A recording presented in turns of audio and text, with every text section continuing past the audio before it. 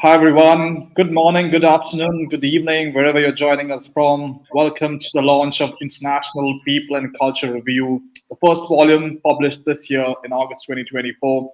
We've had a fantastic journey going through these amazing articles written by professionals from across the world who are contributing majorly to the people and culture space. And it's been an absolute privilege for David and myself to read through this, and actually it was almost like doing a diploma of sorts. 150 massive pages of amazing content that's come out there. And for anyone who's joining us live, and I know I've got a lot of emails coming in saying how can we get our hands on this review, please drop in that email, and I'm going to share with you some more details. The International People and Culture Review has been published and curated by the People and Culture Association, commonly known as the PCA. I'm the coordinator for the PCA, and it's been my absolute privilege to be welcoming members from different parts of the globe who join us as individual member pros and, of course, then as corporate partners as well. So the International People and Culture Review is going to be exclusive to our members, to our corporate partners as well. So we're going to be sending them across to all of you by tomorrow. Of course, the authors will have the copy today. It's looking good. It's looking fantastic. It's something that we're very, very proud of. And David will share with you some more details as well. We've got a few of our authors joining us today live on this call. A few others can't because they're either holidaying somewhere in the Bahamas or it's too early or too late out there. So, but we are going to remember all of them on this call for sure. We're going to be presenting a little bit about each and every of those articles that have come in. I'm going to now quickly hand it over to David. By the way, if you're joining us live on LinkedIn, use that comment section, say hi, tell us where you're joining us from, of course, and you can always drop in a comment or a question for any of our speakers on today's call. But I'm going to hand it over to David now for his opening remarks as well. Jonathan, thank you so much. A very warm welcome, everyone. Thank you so much to all of our fabulous authors. Thanks for joining us today and being part of a launch of a very special, and indeed I might use a much used term, a groundbreaking document. And having written and contributed to a number of texts, the ability to create 160 pages of content of this quality has been staggering. And we're enormously grateful to the people and culture experts, the leadership experts, those of you who've shared your wisdom, your knowledge, your thoughtfulness, your reflections so generously in the review. And having read through the review backwards, forwards and sideways now, I've learned so much. It's such an engaging document, such a powerful document. And I would argue for any HR professional, transformational leader or leader out there, this could really begin to change the shape of the people function in your organizations and build in the connection between our people functions and our leadership function in the most powerful, engaging and exciting way. So I'd like to say thank you to all of our authors. And before we get into the presentation and start digging into the People and Culture Review, I wanted to give each author a chance just to introduce themselves and maybe say a few words about themselves. So Cindy, can I start off with yourself and invite Cindy Valance to introduce herself? Cindy, over to you. Thank you very much. And it's lovely to be here, and welcome to everyone who's joining in. So my name's Cindy Valance. I currently work as the Employee Experience Lead at City of London Corporation, but I've had a bit of a checkered background that has covered business strategy, human resources, organizational development, and leadership consultancy. So I'm hopefully bringing a little bit of that into the writing that I did for this publication. It's great to see you all. Fantastic. Thank you so much, Cindy. It's great to have you here and look forward to hearing more about your contribution in a short while. So Victoria, Dr. Victoria Stakelum, I probably pronounced that wrong, Victoria, so forgive me. But did I? Oh, fantastic. Victoria, over to you. Thank you. So I'm Dr. Victoria Stakelum. I am a psychologist and success mindset coach and executive coach. My background is corporate leadership. So I was deputy CEO of the fastest growing private online university in the world, and then stepped out of that career to do what I do now, which is to support ambitious, successful people to get out of their own way and be more successful. And what I've contributed to the review is a framework around developing a more successful mindset in the context of leadership. So very excited to see it launch, very excited to be here today. Thank you for having me. You are very welcome, Victoria. It's a fabulous framework as well. So looking forward to digging into that in more detail. Victoria, thank you very much. Laura, who is at the America's Cup, who's mentioned she may be dropping in or out. Laura, I'm not going to end this without you having had the chance to introduce yourself. So Laura, I'm going to come right over to yourself. Laura May. Thank you. Laura May. Thank you so much for that, because it is a little hectic here today. I am volunteering at the America's Cup, which is kicking off tomorrow, actually. So hello from Barcelona Beach.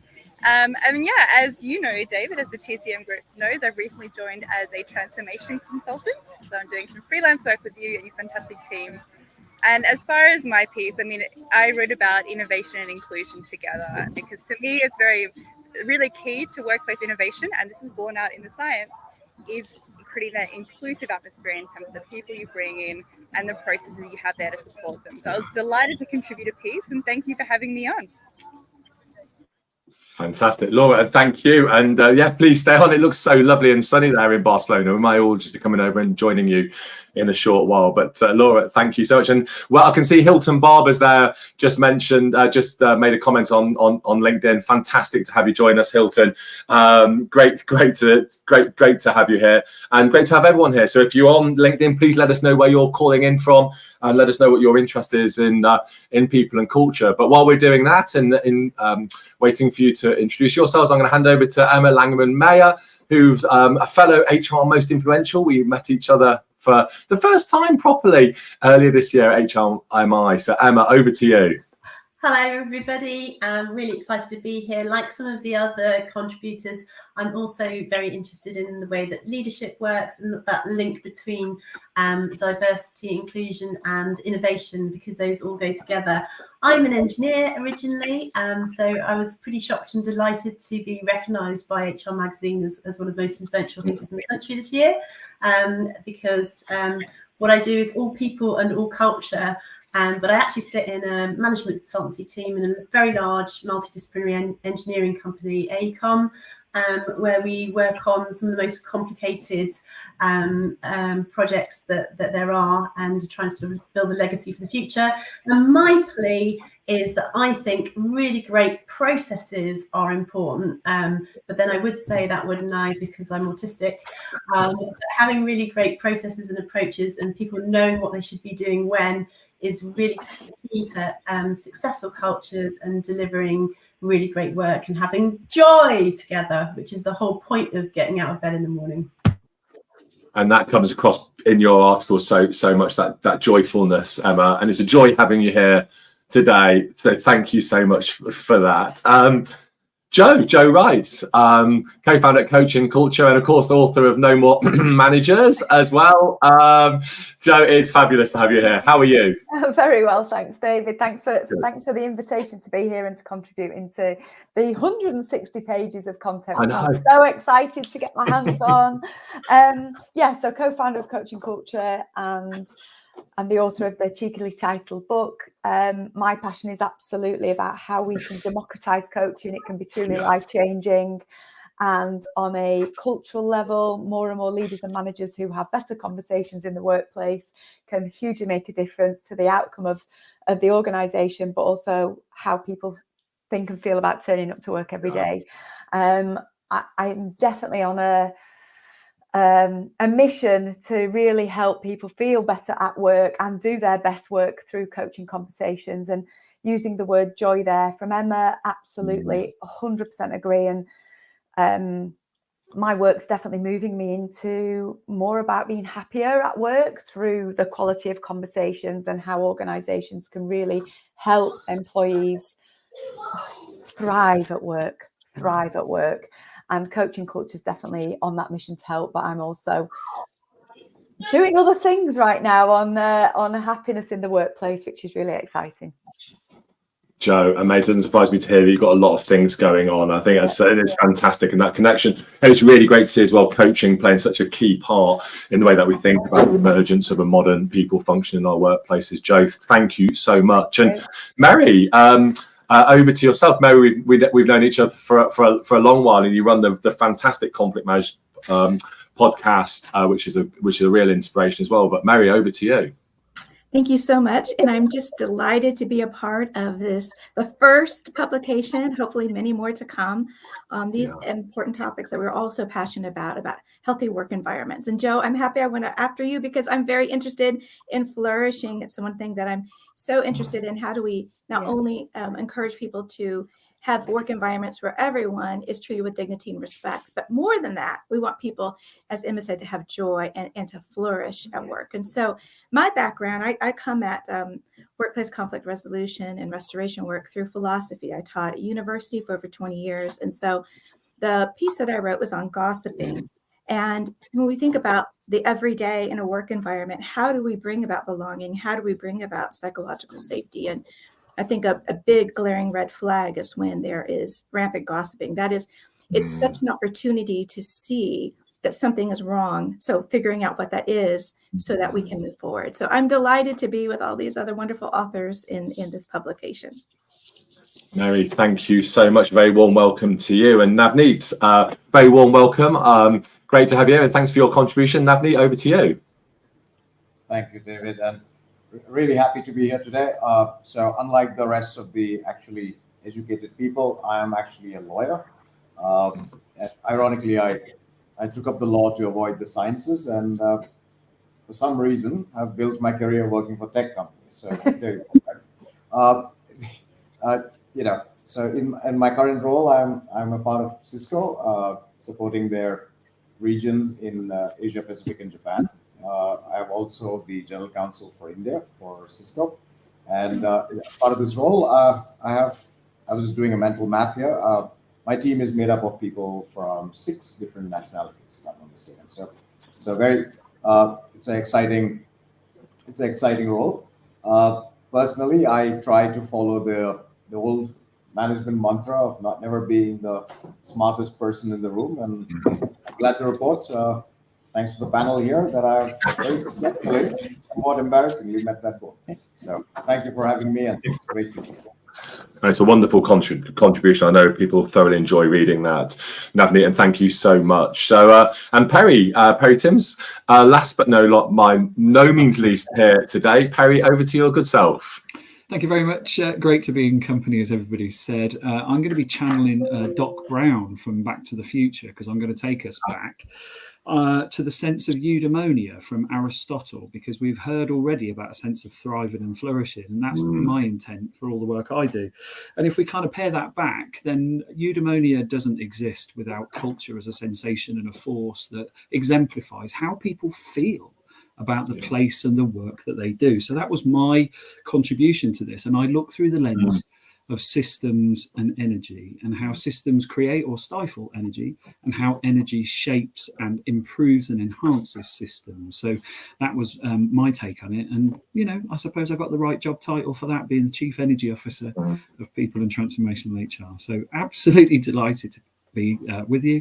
Love Navneet's comment about not being the smartest in the room. I think collective intelligence is how I'd frame what we're all here for. Love that, Perry. And that really leans into the very purpose, the ethos of what the People and Culture Association is about. It's a global hub for those of us who are excited, concerned, challenged, motivated by the principles of creating purposeful workplaces, driven by a focus on sort of core values, principles, doing the right thing, but very much doing the right thing by putting our people at the center of our world and our organizations. And one of the sort of defining features of the People and Culture Review 2024 is the power that is generated, the energy that is generated when we put people at the center of our organizations. And so much of the writing centers around simplification of processes, debureaucratization of our HR functions, really thinking with empathy, with compassion about the needs, the goals, the hopes, the motivations of our people. And there's a real sense of alignment through the document, a very powerful alignment, that when the needs and motivations of our people are aligned to the needs and motivations of our organizations, then we create this incredible space for people to thrive and flourish, for our teams to succeed. And actually, and I think the message comes through clearly in so much of the writing, it underscores and underpins the successful organisation of the future. And there's a much of work being done and thought about through this review and elsewhere about the concept of value and value within our organisations. You know, the principle of shareholder value being the only measure of value, I think, is being debunked. It's certainly being debunked in this review. There's a much clearer focus on the value that comes from people, that sort of social value, the value of treating people well, the stakeholders in our organisations and our communities, the stakeholder value, recognising that strategic alignment between the employee and our customers, the employee experience, that strategic value. And as a recognition, I think it comes through again very powerfully in the document, in the review, and it feels like a thread that runs through this, is as the people function, the HR function, the people and culture function, as we obviously refer to it at the People and Culture Association, when they unlock themselves from the past, which has been about that bureaucratization, complexity, systems, processes, mechanical, often very complex, and I would argue, and I think others have in the document, sometimes very retributive, adversarial, potentially corrosive systems of the past. And as the people function begins to release itself from the past and those historical paradigms that HR have fallen into and got stuck into, then they become the enabler of those systems and processes. And there's some great examples. We've got case studies, we've got Welsh Ambulance Service Trust and other examples, as well as from our collective minds as practitioners and theorists and academics. There are clear examples as the people function begins to unlock itself from the past and release itself and unburden itself and become this independent, objective, enabling, facilitative function within our organizations, allowing people to talk about how they feel, feelings. We talk about feelings and flourishing. I love the fact that all of these words begin with F, because these are the big F words. These are the gossipy words, aren't they, Mary? The F word, flourishing, fights, feuds, falling outs, failure, fear. You know, they all seem to kind of create so much harm and damage. But when we release those and talk about our feelings, create this flourishing environment, and we reframe those F words, flow, and the HR function delivers those F words, flourishing, feelings, flow, challenging our thinking around failure and how we manage mistakes, errors, conflicts, disagreements, and tensions, then actually unlocks this incredible function. And that's the beauty of this review, I believe, personally, having read it and worked with Jonathan so closely in the edit, is that it gives a key to a door. Whether or not people choose to walk through the door is entirely up to them. Because there's a push, there's a risk, manage the risk, manage employees through control, create policies, processes, and procedures that drive behaviors. That's the one push or one pull. Another one is release ourselves from those burdens, listen, engage, understand, ask questions, be curious, create sense of common purpose and shared understanding of the needs of the organization. That isn't, I think the message in the document is that is not an intrinsic risk, but I can hear and see that so many in HR are struggling with that risk of, do we become that engaging, enabling function, or do we have the policy, process and procedures that mitigate the risk? I believe passionately that the International People and Culture Review 2024, as demonstrated so ably through all of the contributions, is a key to the door of a future of HR that we are only starting to imagine. And I hope people will enjoy reading it. I hope people will enjoy learning from it. I hope people will enjoy engaging with it. But more than all of that, I hope people will enjoy putting those words on paper into practice and seeing the real impact that it has on their people every day and on themselves. I'm reading, as I'm sure many of you are, so many troubling and worrying reviews around trauma within our HR function. HR for HR, really seeing, and I know Julie Turney talks about this, the impact of HR. If you are running and managing a system which in itself is broken, and I would argue potentially corrosive, that has deeply traumatic effect on our people professionals. And not only is it good for our businesses, it's good for all of us to release ourselves from this. No one knows about this stuff more than Marie Coombs. who's just joined us. So, but Marie, you live and breathe this, and you write so beautifully and passionately in your piece around the sort of the impact on our mental health, on our well-being, and the need for organisations to wake up and smell the coffee a little bit in terms of how they handle some of these human conditions. Marie, you've just joined us, but Marie, we were doing some introductions. I'd like to give you the opportunity to introduce yourself as well, Marie. Marie Coombs, over to you. Hi, yeah, so the piece I wrote was on psychological safety, which is something I'm hugely passionate about. And my 10 years as a mediator, so I've just celebrated my 10 years, it's all stuff that I've learned from the mediation room. And a lot of it is so much common sense. But actually we don't put it into practice because in the moment we just get dragged into the moment, and that's something that as part of We Restore Calm, my business, and also the work I do through TCM as well, is trying to give people that space to pause and actually think about what their next intention is, so that it reduces the likelihood of trauma, the likelihood of mental health problems, the likelihood of just disengaging somebody at the lowest possible level of impact on somebody. And it's just something that I'm hugely passionate about, and it's stuff that we can resolve so simply, but for whatever reason, it's just not happening. Marie, absolutely. I think I can see everyone nodding vehemently there as well. But again, you set out, this is the beauty of the International People and Culture Review, is it sets out from that sort of very sort of practitioner-led lens. And what I love about your piece and all of the pieces is they are practical, actionable takeaways that we can put into place, and also underpinned by really strong evidence and data. I've got my daughter with a fishing net in my background. I knew that was going to happen, Victoria. We were talking about that earlier. Why she's down there with a fishing net, I do not know.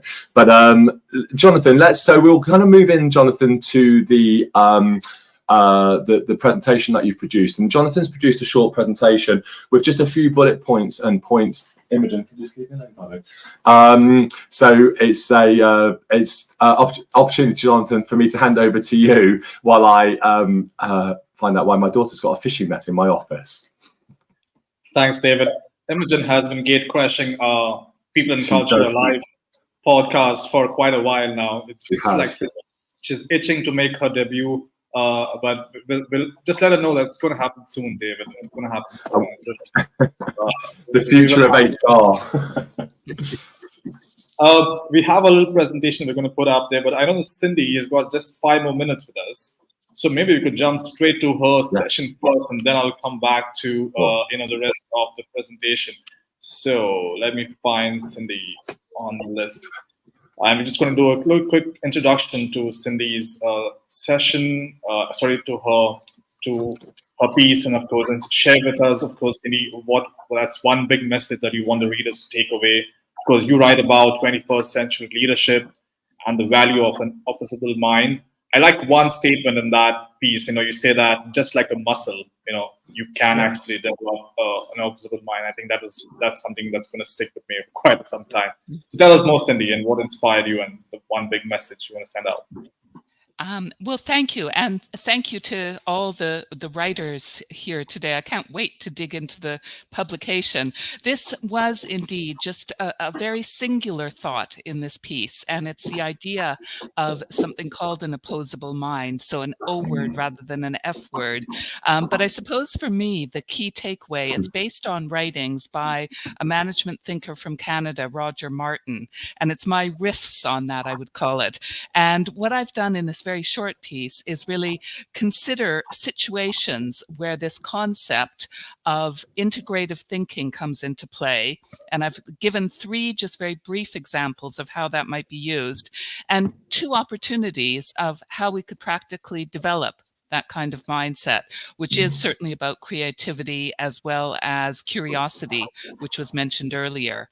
And this was really just with the idea of providing a very short piece that prompts thinking, perhaps over a cup of coffee, and that you can practice as you go back into your day-to-day work. So I do hope you enjoy it, and thank you again for including me in the publication. Thank you, Cindy. Thank you so much. I think this is very relevant to the world we live in now, not just our workplaces, but society on a whole.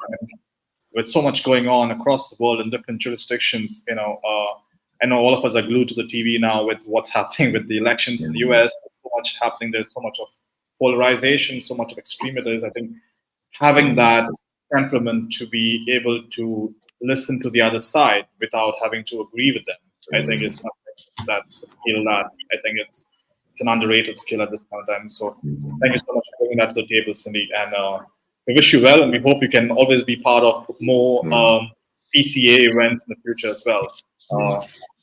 Thank you so much. Thank you very much, and I'll look forward to catching up on the rest of the publication. Best wishes to you all. Thank you so much, Cindy. Awesome. So we're going to do a quick recap in terms of how we got to the International People and Culture Review. It all started with the International People and Culture Week that took place in the first week of May this year, from the 1st of May to the 7th of May. We had some fantastic guests who joined us on different panels and who addressed very important topics in terms of the future of HR, and also especially in terms of the new trending topics that were actually engaging people in the people and culture space. We had 4 live panels during that week, 12 international speakers who joined us.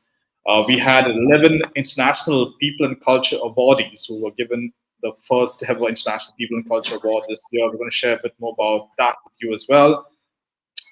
We had 20 new corporate partner members join us at the PCA. So if you're watching us live, if you would like to join us as a corporate partner member, please drop us a line at info@peopleprofessionals.org, and I'll send you some more details. And of course, the International People and Culture Week 24, was attended by 4,500 live viewers during that time. And those viewers joined us for these different sessions. We had David, Sean, Nini, and Kirsty join us, talk about PR for HR. This was a fantastic session. David, I'm sure you still have fond memories of this one when we did this live on I think it was the 1st of May, on Labor Day. Very much so. Yeah, people are, I think it still is now. People are still contacting me with their reflections and thoughts around that. So it really did open up some great conversations about how HR could communicate its positive purpose and benefits within the organisation and more widely. It was brilliant. It was a great conversation. Yeah. That was followed up by the next one, which was, is the future of HR, people and culture? A very rhetoric question, but we still had to ask it so that we could have got it answered from some fantastic people. We had Perry on that one. Khalid joined us, Angelique and Camila as well. So it was once again a very international panel. And I'm sure Perry has fond memories of chairing this particular session. Perry? I most certainly do. And I think the answer to that was, yes, it is. And I think the answer is, we're not going to sweat the name. We're just going to sweat the impact. And I think there were some really profound things from both Angelique, Camilla and Khalid's perspectives about operationalizing a shift towards people and culture and just shifting the language to being much more human and all that debureaucratizing that you said. So there was a huge amount of enlightenment in that. And I took massive inspiration from it. So it was great to be part of it. Absolutely. Thanks for that summary, Perry. I'm sure it was one of our most viewed sessions. And Julie, of course, shared the last panel, along with Natalie, Alyssa, and Alicia, speaking about different trends, topics, trailblazers. These were once again fantastic conversations where they brought about they brought up topics, they brought up inspirations, they brought up people who they admired and they followed in their lives. And it was a very actually touching moment between a couple of the panelists, where one of them was actually following the other person for almost 2 or 3 years in their own career, and they got a chance to meet first time on the panel. It was a very touching moment. I believe that was it was by the way, all these sessions, if you didn't join us in May, they're all on our YouTube channel. So if you're on YouTube, just go to People and Culture Association and you'll be able to find each of these sessions. We then went on to the International People and Culture Awards, which were once again live on LinkedIn. We had the Legacy Award, the Icon Award, which was, of course, the recipient of that was Perry Timms. We had the Consultancy Award, the Academician Award, the Leadership Award, Thought Leader Award, Podcast Award, the P&C Author Award, the Innovation in People and Culture Award. We had the People and Culture North Star Award, someone who's just starting out making big trending statements. We had the Culture Catalyst Award, and of course the PCA President's Award for transforming work. So once again, a great group of people joining us with this, and these were the recipients of different awards for 2024. Just a quick note here, the work has already begun on International People and Culture Week 2025, which will once again be from the 1st to the 7th of May. So if you would like to join us in any capacity, once again, please drop us a line at info@peopleprofessionals.org, and more than happy to send you some more details about this as well. And that brought us to the International People and Culture Review. Once again, something that has really excited us for the last 4 months, 4 to 6 months, in fact, spending a lot of time on curating this. We had 22 authors from 3 different continents contribute to it, more than 24 exciting themes, and more than 50,000 inspiring words. It looks like a colossal document, so we advise not to try reading it at one time, because each author has really made us think, rethink, provoked us to think differently, and of course, given us those practical tips. My advice is you can't read more than 1 author a day. That's what the doctor ordered. You got to take it 1 day at a time. You got to sink into it nicely and reflect in each of these articles. And David, I wonder whether you would like to give us a short kind of introduction to what are your thoughts. Yeah, no, I'll keep it very brief. I think I've kind of set out a little bit of some of my thinking and what I was inspired by this collection of great thinking. It really was a genuine pleasure working with it, and I'd like to say a huge thank you, Jonathan, to you for your incredible efforts in making it a reality, curating, managing, organising all of the contributions, bringing them all together and creating a document. And I think, I played a tiny little part over the last week or two, just helping to maybe dot the odd I and cross the odd T. But Jonathan, I'd just like to say a huge thank you, congratulations, and well done to you. This is your work, it's your effort, and I'd just like to acknowledge it. I think hopefully on behalf of all of those of us who've contributed and been part of it, Jonathan, incredible work. Thank you so much. Thanks, David. Of course, those I's and T's needed to be dotted and crossed, and I really appreciate that opportunity to be working with you. There's always a new thing to learn. I love brainstorming with David. It's always we're always up to something. We're always up to something scary. But yeah, at the end of the day, the final product looks awesome. We of course have the great privilege of having Dave Ulrich write the foreword for the first volume of the International People and Culture Review. He has been a great friend of the PCA and has never said no to us. We know it's really early for him right now, so he couldn't join us today. But Dave, of course, talks about why culture matters, and of course, he's really laid out that very clearly for us. And of course, he talks about defining and building and encouraging, designing and creating, that transparent workplace. So once again, a big thank you to Dave, and he's always been a close to us. Let's move on to the authors. I know that Angie wanted to join us as well. She and Sarah Davis put together the People and Culture Plan at the Welsh Ambulance Services NHS Trust. So they've actually not just drafted the plan, but actually are in the process of executing it. And they were nice enough to share that with us publicly, because this is no longer now a private document. This is going out to the world, and everyone gets to see how they went about kind of putting together that document. So they speak about, developing the plan right in the start, the vision, how they got it together, the conversations that had to take place to put it together. They speak a lot about collaboration and how they had to work with different stakeholders within the organization to bring in both management, leadership, employees, and really put that together so that it was one voice in the end. And of course, and then that stage of implementation where communication had to be the cornerstone. So once again, Angela and Sarah, thank you so much for contributing this piece to us. I know you'll be watching this later on record. The review is much richer with that contribution. Thank you so much. Beth, of course, couldn't join us as well today. She had a sudden meeting that she had to drop out of this call. But for those of you who don't know Beth Miller, she is a professor at the Mount University in Leicester, and of course, she had this exciting idea. She's like, I want to contribute to the review, but I don't know how exactly I'm going to do that. And I think she was on a train back with a few students from, I don't know if I'm getting the story wrong, but she was traveling somewhere. She had a few students who were traveling with her to a conference or something, and she sat them down and she did like a survey within a few hours or a few days, and it was, the insights that came out of them was amazing. And she asked them, what are you looking forward to? It's the next generation. It's the modern workplace. She asked the next generation of the workforce, what are you looking forward to? And they listed down different things in terms of what they preferred, and they spoke about flexibility and work-life balance, workplace well-being, mentorship, ethics, collaboration, communication, intrinsic reward, and it's exciting about some of those insights that have come in. So once again, Beth, thank you so much for contributing to the International People and Culture Review, and I'm sure you will be very, very happy to see that coming out as well. Cindy had just spoken to us about her piece, and I'm going to move on to Emma. If she's still with, I think she's just dropped out. She's had to leave us, unfortunately, Jonathan. Yeah, I think I forgot that she did say that she had to rush out at 1 as well.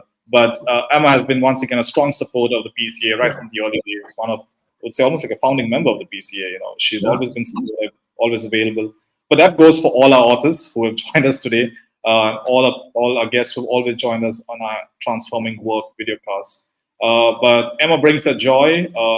As you can see, she sent me 2 other different pictures, but I chose this one because this actually stays joy.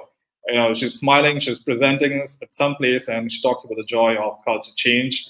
And she talks about communication, engagement, and once again, a fantastic piece by Emma. Thank you so much, Emma, for joining us today as well, early in the session. Heather Wright, who once again joined us before on a Transforming Work videocast, couldn't join us on this live session today, but she talks about the synergy of recruitment, retention, and reward. Once again, a brilliant piece where she talks about how we need to work with the modern workplace, especially in terms of understanding the needs and the priorities of the modern workforce. Once again, a fantastic piece. And Heather, thank you so much for contributing to the International People and Culture Review.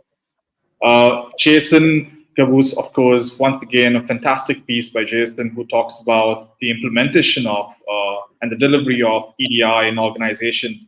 And we all know that it's easier said than done. It's easier preached than practiced. And once again, Jason puts out those hard-hitting questions in terms of what it really takes for implementing and delivering EDI in organizations. He talks about the case for change, and once again, different themes that he brings about to once again highlight his point about delivering EDI more effectively. Thank you so much, Jason, for contributing to the review. Jo is here with us. We're going to go straight to her. Jo, thank you so much once again for contributing to the International People and Culture Review. You talk about coaching as a core competence. Once again, what inspired you to focus on this session, and what's your one big message to the readers? Yeah, I think what inspires me is actually the difference that leaders and managers can make in an organization through the quality of their conversations. And I really want to demystify coaching, that it doesn't just have to be that reserved for the execs or the top level leadership team, that actually everybody should be able to have some level of coaching conversation.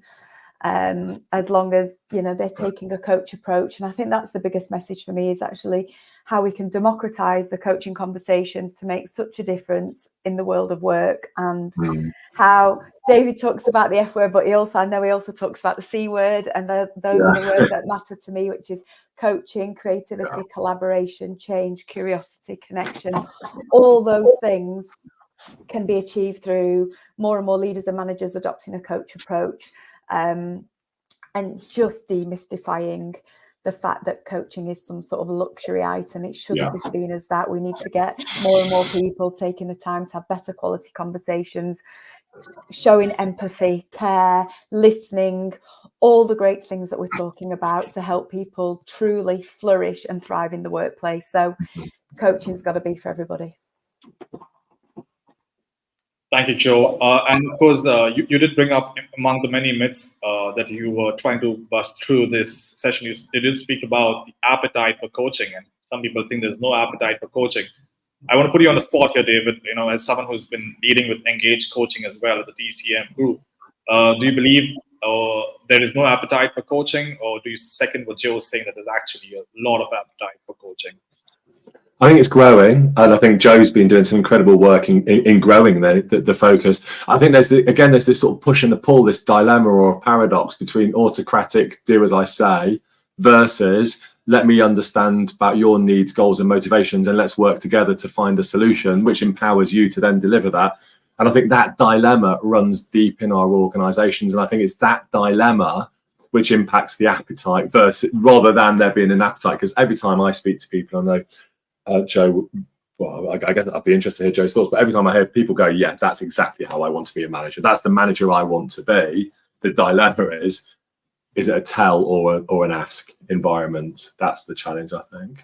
I think the more we can support organisations to help leaders and managers and all colleagues to be able to have better conversations. You know, I'm starting to hear of organisations making things like the coach approach mandatory, like as mandatory as health and safety learnings, because this is the way we're expecting people to communicate going forwards. And you know, we talk about Generation X, they absolutely expect to have their opinions sought, valued, heard.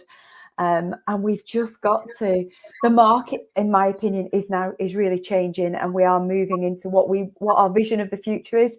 It's starting to happen based on all the collective things that we're all doing together, which I think is absolutely brilliant. And I think, you know, we've got to get rid of legacy organization thinking and move forward with better communication, collaboration, and conversation. Yeah. I think one of the things that comes out in your piece, I think, and it's really interesting to me, and thinking about the role of the people function in partnership with the leadership function, is recognizing as the people function transforms and there's less focus on binary policy, right, wrong, win, lose, kind of reductive systems of HR of the past, and a more flourishing environment, that we use that term, then I think that opens up the environment for coaching. I think you set that out really clearly, Joe, is that space that HR and leaders can walk into as this space becomes more apparent. And I thought it was a very courageous piece, and actually encourages and invokes courage within people function. So I hope people will read it and enjoy reading your piece. Thank you. Thank you for inviting me to take part. Absolutely. Thanks so much, Joe. Moving on to Julie Turney, once again provided for us a fantastic piece, great piece on diversity in design, creating workspaces for every body and brain. Julie, of course, was part of the International People and Culture Week as an awardee and as a panelist. And she talks about neurodiversity, and physical accommodations, of course, mental health support, training and awareness, and just going deep into the space in terms of designing for diversity. So once again, Julie, fantastic piece. Thank you so much for contributing to IPCR 2024. Yeah, ditto that. Laura, who joined us early on call as well, had a fantastic piece once again, and she talks about inclusion as a catalyst for innovation. So she's saying if we want innovation in our teams, if we want to be talking about performances and productivity, we need to first of all create that space. And it starts with diversity, and of course then it moves into inclusion. Great piece once again by Laura May. Thank you so much for contributing to the International Culture Review, Laura. Going to move on to Marie Coombs, who is on the call with us today. And once again, a topic that she's very passionate about. She speaks to us about stress, how to move from stress to success, and creating a psychologically safe workplace. Marie, tell us about your inspiration for this article, and of course, the one big message you want to share with everyone. Yeah, so I've always felt that psychological safety has been such a wide concept that it almost feels out of reach. So much has been written. I mean, there's so many great authors that have written about psychological safety. But one of the things that I learned quite early on from my role in HR prior to being a mediator, and then in more recent years in the mediation room, is that the most important aspect of psychological safety is actually the individual. It's them that decide if they feel psychologically safe. So they can't be told they're psychologically safe, and it can't be assumed that putting things in place will automatically equal psychological safety.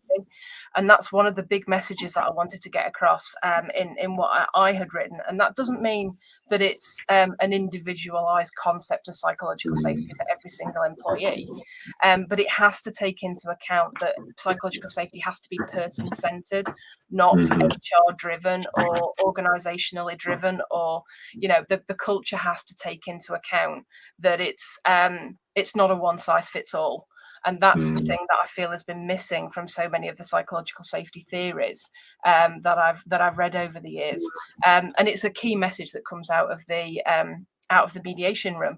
The whole point of mediation is it focuses on the individual. It focuses on individual needs and how to get those needs met. And that for me is the missing link in terms of psychological safety.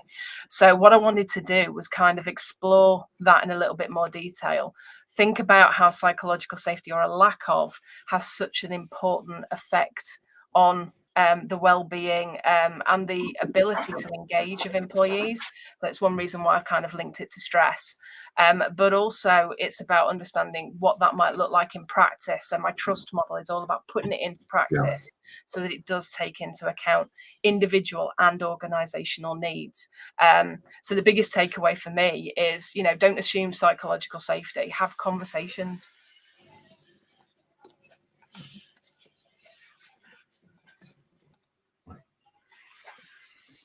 I thought your trust model was fantastic as well, Marie, just to reinforce that. I hope people will pick that up and take a lot from that. So again, it was a really powerful, informative, but also a very practical analysis of how to bring, because psychological safety is such a big term and it's bandied around, I think it's one of those phrases, and I think you've brought it to life, but made it very actionable through, and the trust model I thought was fantastic. So congratulations for creating a really powerful method to help deliver this thing called psychological safety, which, as you said, is very much about that human experience for all of us. Absolutely. Thanks. Right.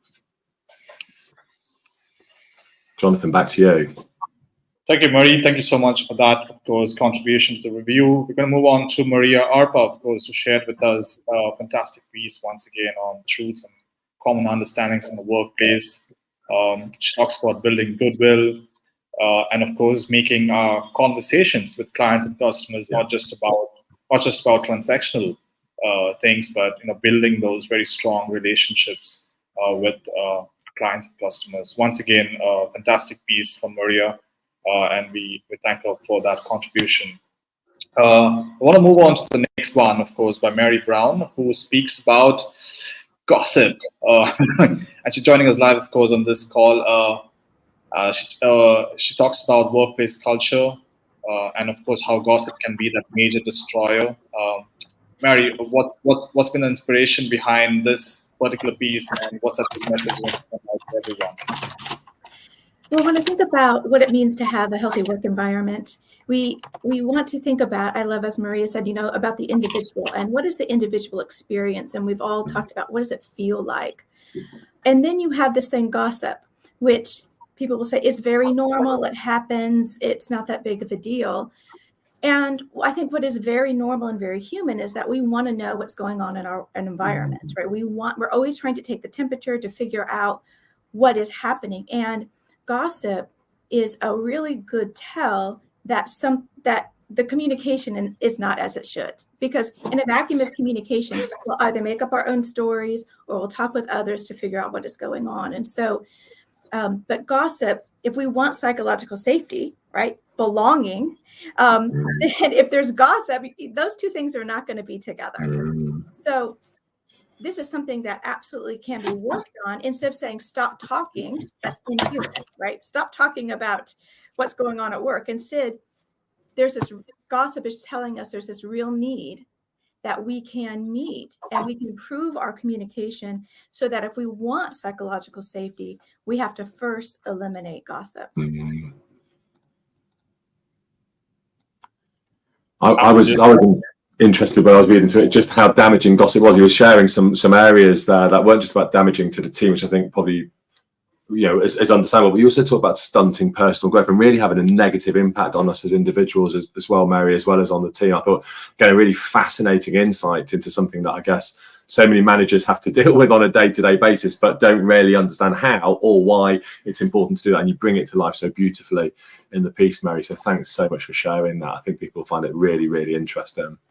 Thanks, David. Thank you, Mary. We're going to move on to Navneet as well, who's joining us on this call live. Navneet writes about aligning behaviors, values, and performances, something that, once again, we talk about so much in the world of conferences. You go to any of these people in culture conferences and everyone's talking about this, but what does this mean in the practical world? And what does this mean in a multicultural organization where you have people from different backgrounds in the same office space, whether it's in person or whether it's virtually, and Navneet shares with us, his ideas about how we go about with building that and aligning those three factors. Navneet, what's been the inspiration behind this, of course, and what's a big one message? And I'm sure everyone's curious about the rhino on this particular slide. So please go ahead, tell us more.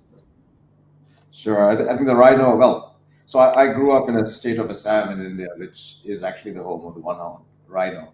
So maybe that's where. But the joke was actually similar to, I think Perry has promised us some Doc Brown stories later. But so this will age me. But this is from a movie that was a favorite of mine from childhood called The Gods Must Be Crazy, and it's somewhat similar to what you were saying, Mary, which is we speak about it from a conflict perspective, where and this is supposed to be a bit of a myth, but apparently rhinos come out and stamp out forest fires, right? Whenever we see it, and that's short. So the concept here was when you see conflict brewing, given the fact that in a multicultural team, the attack surface, if I can use that term, is broader for conflict, right? Given cultural misunderstandings and the like. So really, I think one big message here, probably, Jonathan, is what we are saying is, or what I'm saying is nothing really new. It's not something which is out of the ordinary. Some of those concepts, you find them coming out of books on the American Civil War, for example, right? How to build team spirit, the esprit de corps, as they call it. But I think the idea is to be open, to understand the environment you are in, the environment that your people are in. I think that's critical, and trying to be open, understand your own biases, make sure that you are aware of them. You may not be able to override them completely, but at least be aware of them. And finally, don't take yourself too seriously. I think there's this wonderful quote by Chesterton which says angels can fly because they don't take themselves because they can take themselves lightly, right? So I think that would be my message overall. But thank you for the help. Thank you so much, Navneet. Yeah, and of course, you speak a lot about inviting the reader to reflect on their biases, reflect on things that kind of hold them back from aligning with the culture of the workplace. And I think that's why that piece is so strong and I would say provocative in many ways. It might make a lot of people feel uncomfortable, but it needs to be said, because I think the most difficult thing is to self-introspect, and I think that's what the piece contributes to the review. Thank you so much, Navneet. Absolutely. Once again, a big thank you to Nicole Godetz, of course, who contributed once again a fantastic piece to the review. She talks about thinking about the future for someone who's worked in the education space for a long time. Nicole, of course, talks about active listening as a big skill for build positive workspace. We all know this. It's about listening, but she talks more about this. She talks about the skills that are required for the future of work, and this once again a very, very good piece for everyone who's trying to understand what the modern workforce is looking towards. Thank you so much, Nicole. I want to say big thanks to Dr. Penny Pullen as well, who's going to be joining us on a book club session very, very soon. But she talks about a guide to real inclusion in hybrid workplaces, and she talks about why different factors matter. I just listed out a few here in terms of hierarchy, personality, disability, mental health. Once again, a fantastic piece from Dr. Penny Pullen, who's going to be joining us soon at the PCA on a live show very, very soon. I'm going to share some more details about that as well. Let's move on to Perry Timms, who of course is the Chief Energy Officer, and he brings that energy and talking about energy and systems and how they play a major part in the people and culture space. Perry, once again, what is the inspiration behind this, and what's one big message for everyone? Thank you. I'm definitely sticking with the Doc Brown Back to the Future thing, because I'm going to introduce another F for you, the flux capacitor. Flux, yeah. Because the DeLorean could travel through time because of that differentiation, the flux capacitor, right? So I wanted to make the case that human capital is the real differentiator for organizations, not their brand, not their products. Nothing else really matters when you boil it down to people power an organization. People create products, people deliver amazing services, people make it thrive. And I talked about the fact that if the organization had a soul, that's what culture is. So it's not its assets and facets and so on. It's its soul. It's its beating heart. It's its essence. It's its spirit. So I made the point that it's not programmable. So you can't have culture change programs because it's not programmable. That it's always moving. Culture's never static. You know, what it is today, right at this time, it might be different in an hour's time, depending on how somebody treats you or how you feel about the organization. I wanted to say that it's also incredibly a personal perspective. So you might work very closely in a similar role to somebody, and your perspective on the culture is very different to theirs. And actually, it's all about concentric circles. There's no one culture. It's a concentric circle of multiple sets of mini cultures that aggregate it. And so I talk about a bit of a framework, so another F there, and a flow of how we can interrogate, bring it to life, build it, and make it what we really want and need it to be. Culture, so that if you think about the flux capacitor, everything goes in it, and when you think about culture, everything goes in it. So that was the thrust of my piece.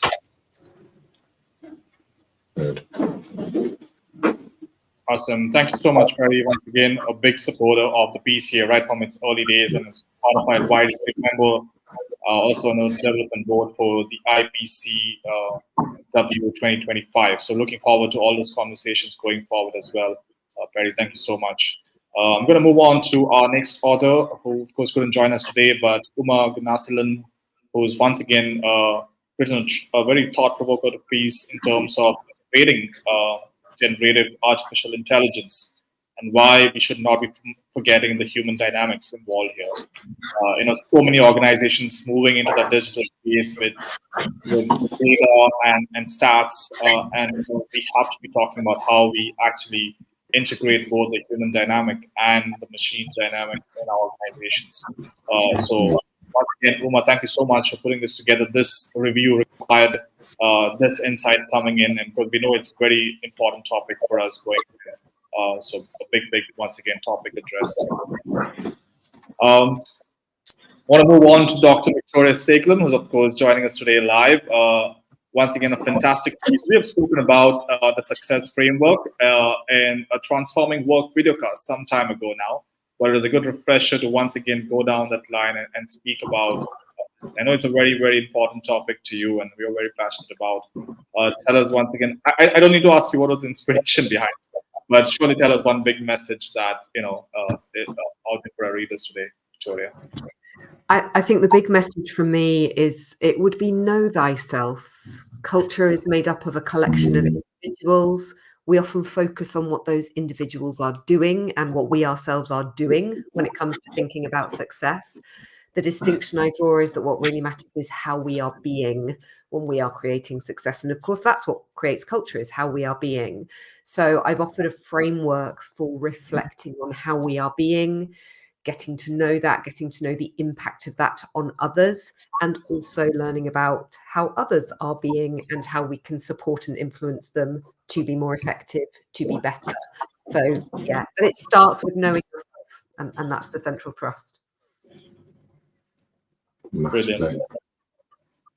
Thank you so much, Victoria. Once again, the piece that really is, it makes you reflect. It makes you think twice about your approach towards the workplace, and especially from a cultural lens.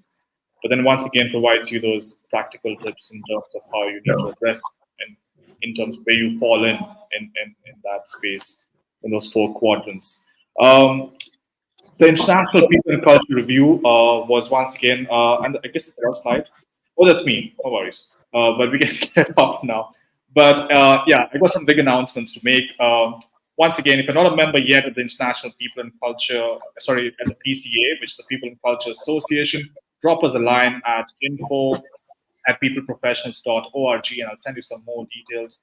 The International People and Culture Review is exclusive to the members, and we will send it out tomorrow to everyone. I've already opened expressions of interest for the International People and Culture Review 2025, which will be coming out summer next year. So if you're interested in writing for the next volume, please drop in a line once again at info@peopleprofessionals.org. Jonathan, can I just jump in? Do you mind if I just? Is this document £50, Jonathan? Well, if you're a member, then it's free. It's free. This is one of the most incredible tomes that I've seen. I think if we were buying this on Amazon, if this was published through one of the recognized business publishers with the editing that's been done, you'd be looking at least £30 for this particular document. It is a groundbreaking document. It's free of charge. That's free of charge, available to People and Culture Association members. This is what the People and Culture Association is about. It's a global hub for people, professionals, transformational leaders and others who want to be able to dig into some of the points that Perry was raising, listening really carefully to everyone. But culture is something that's changing all the time based on my experience of others around me. Know thyself, said Victoria. There's no guide, said Navneet in this, but there's no handbook. Let's listen to learn, says Joe. Let's build this psychologically safe space where we can thrive and flourish, says Marie. Let's tackle gossiping at the root cause, says Marie. Let's manage conflicts and disputes effectively. There's so much within this document that brings together this guide that will help not manage necessarily culture or shape culture, but help to navigate through and get the best from this environment. It is free of charge. So please do join the People and Culture Association. Please come to peopleprofessionals.org. Be part of this incredible community that we're building. Not just talking about this, although we love talking about this, don't we, Jonathan? We love a good chat and we love our conversations through the Transforming Work videocast. But we're not just talking about this, we're actually doing it, and we're going out there and hopefully helping to make that shift. So please do come in and join us. Please do be part of this community. And as soon as you join, you'll be given access to the International People and Culture Review and the opportunity to participate in the next year. So I wanted to just jump in there, Jonathan, because I can't believe that this is being provided free of charge. And I just want to say a huge thank you to you again, Jonathan, and everyone for the incredibly generous contributions. And I know many of you are authors and do spend a lot of time thinking about this stuff and spend a lot of time digging into this. So to share it so generously with people who read this is just mind blowing. So thank you. So sorry for jumping in there, Jonathan. I couldn't believe it when you said it was free. I suppose I did because I knew it. Yeah.